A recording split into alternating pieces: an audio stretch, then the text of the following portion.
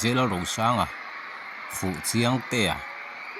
khoi hmuna po hian kalsela loma hlo em zel maya tuna po hian hei Kohhran Programmee zai don ni Kohhran Programmee po ni lo concert na po concert ni lo po akholai len wa na te po hian loma hlo em reng mai ni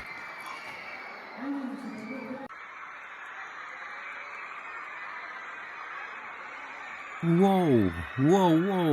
vedang dai va si pai pol officer rolin escort group mai him ngatang le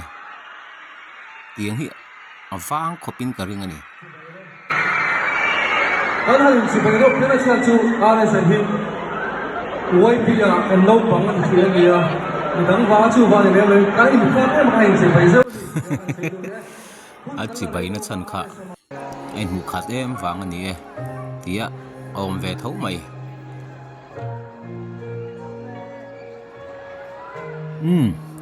zai ngal do ne eng hla tak ron sang mole eng hla po ron sa se Fuhchiangtea ni chona thiam le em thau tura ngai la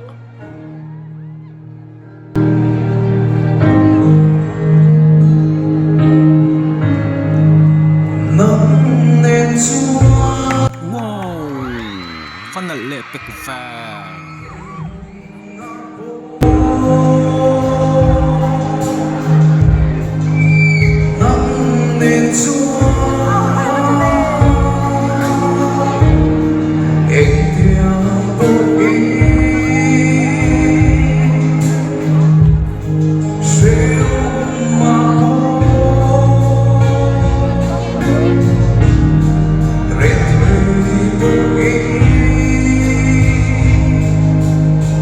Fuhchiangtea hi zong afuni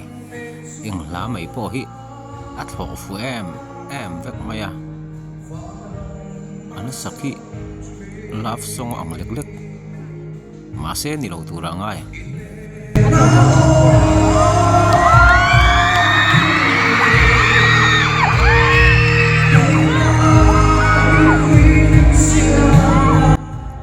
ani lo love song ani lo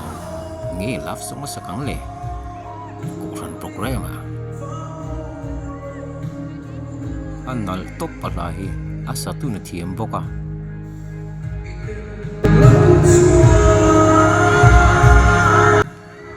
anal lutuk sang lai anal lutuk tinon liang sang lai kha